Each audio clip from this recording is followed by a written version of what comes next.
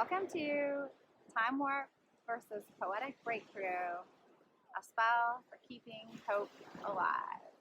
This spell is brought to you by the new moon in Leo and myself, Dr. Emily Carr, Beach Witch, and founder of Microdoses of Marvel. This spell is for when keeping hope alive is hard.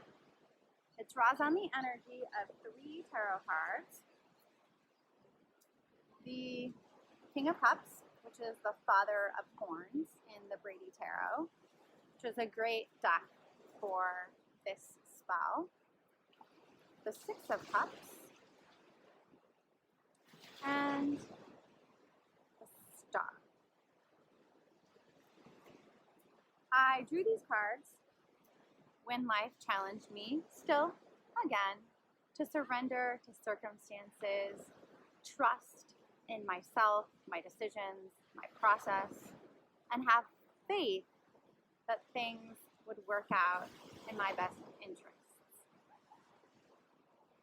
I wrote this spell because some of us have a hard time surrendering to circumstances, trusting ourselves, our decisions, our processes, and having faith that things will work out in our best interests. And that's okay.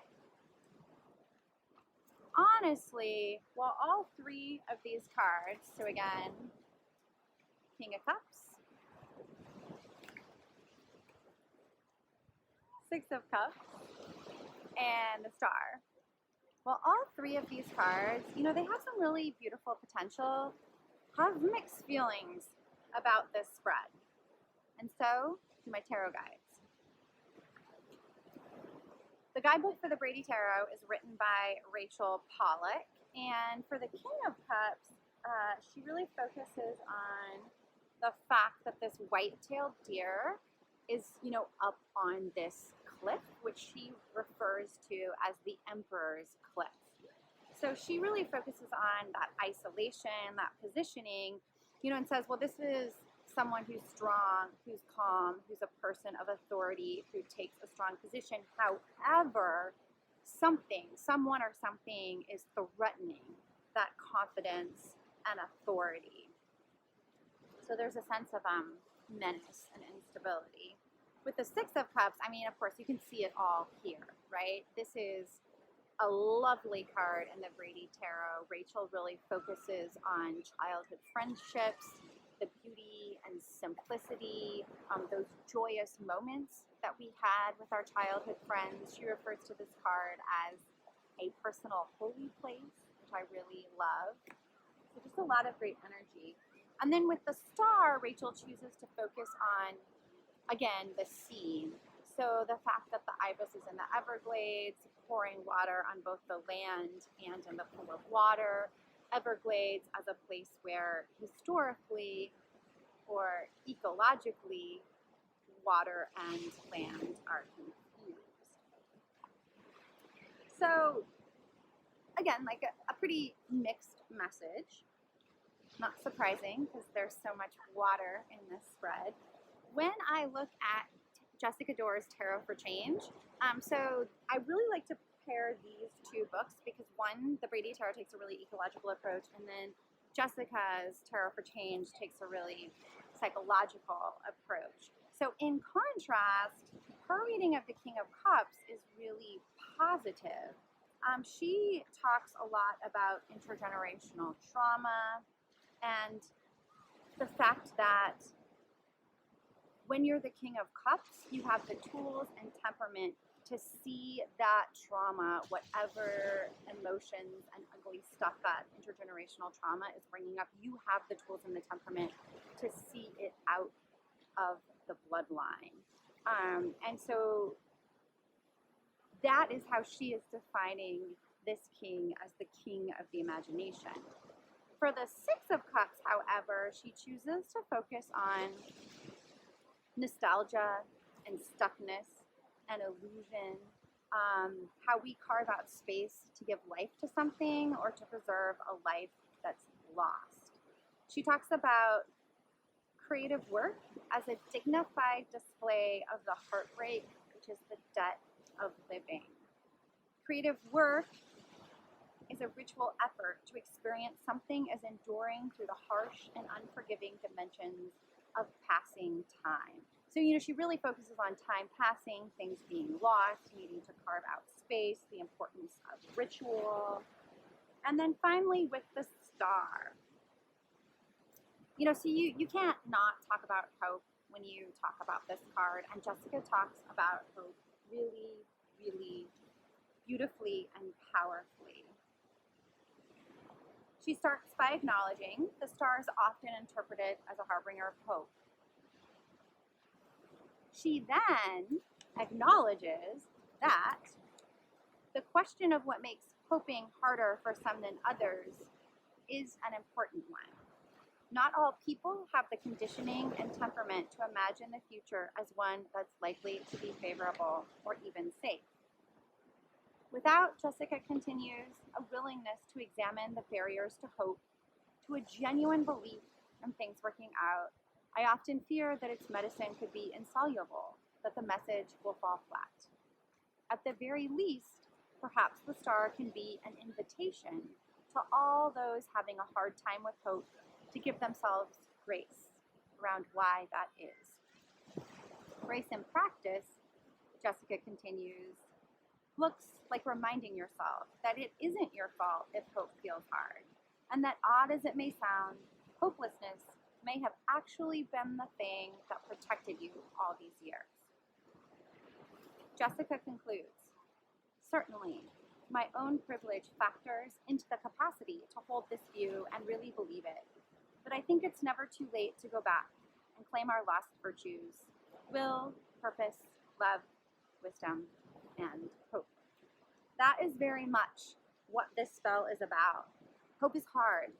How do we resource ourselves so we can sustain it?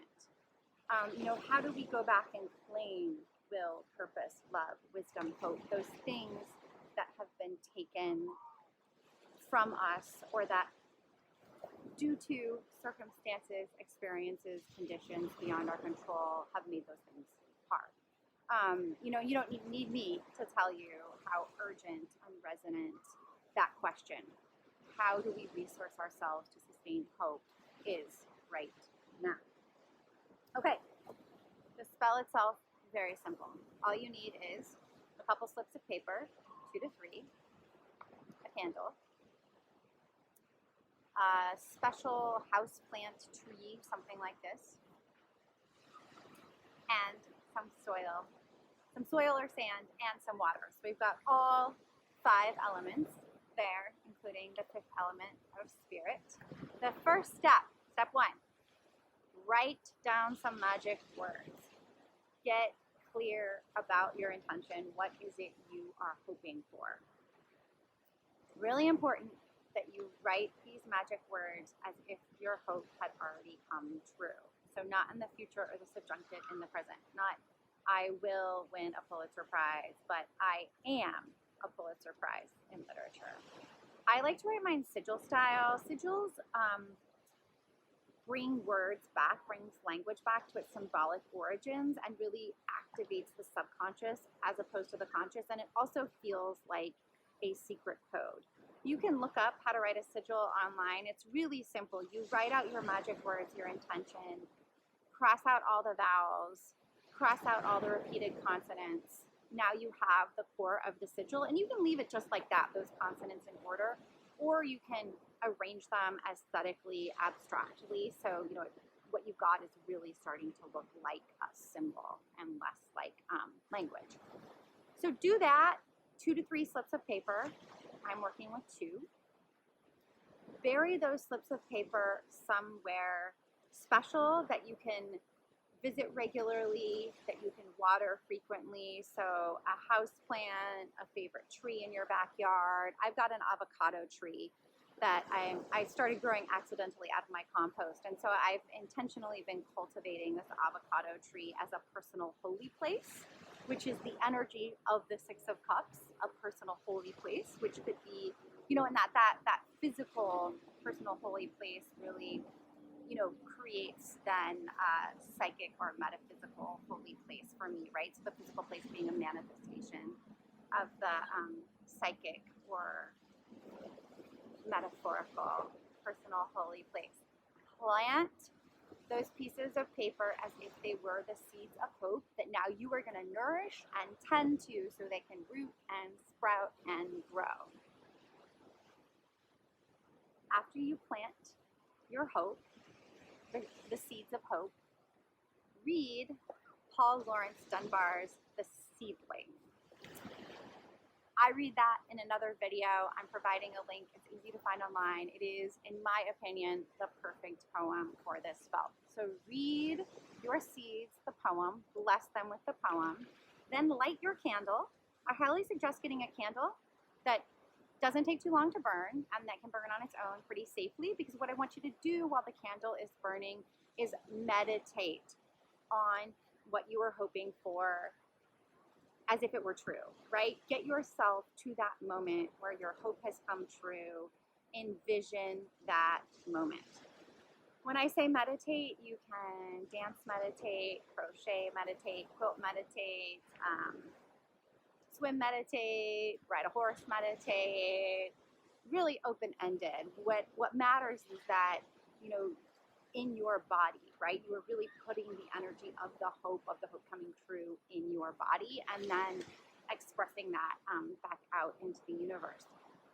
When the candle dies down, water your seeds of hope.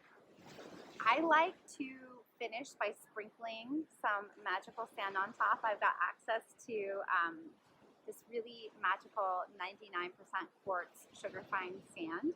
So I sprinkle a little bit of that on top. And now the spell is in action. The spell is working. Your job is to tend to the spell, to nourish those seeds of hope. So to come back, water those seeds, read the poem to the seeds again, maybe say a prayer to the seeds, maybe read the poem, read the seeds, new poems, so thinking about nourishing the seeds literally and more metaphysically or metaphorically. And every time you do that, you are flexing your hope muscle. You are growing your capacity to hope, your resilience for hope, right? So in that moment when you're watering, when you're reading the poem, that is an opportunity to, just like you would flex a bicep during a bicep curl, to envision the future you are hoping for as a reality. So voila, instant hope. That's the spell.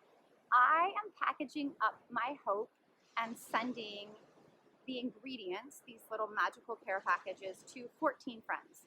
My unconventional top secret coven. So top secret, most folks don't even know that they're in it, but they are. So I'm sending the ingredients out to 14 members of my top secret coven because I really want to supercharge this spell. And this spell really likes to be supercharged by, energy amongst friends. This spell really wants to participate in, to create, to foster communities of care. So I encourage you to do the same. Maybe pick 2 to 3 friends, package up the ingredients. It's really simple. I think it's really generous to send the ingredients when you're asking people to cast a spell with you, and nail it off. So now you are flexing your hope muscles alone and together, which is what we need so desperately in this time of ecological unraveling. That is Time Warped versus Poetic Breakthrough, a spell for keeping hope alive. It is a microdose of Marvel, brought to you by the new moon in Leo and written by myself, Dr. MLE Beachwitch. See y'all next time.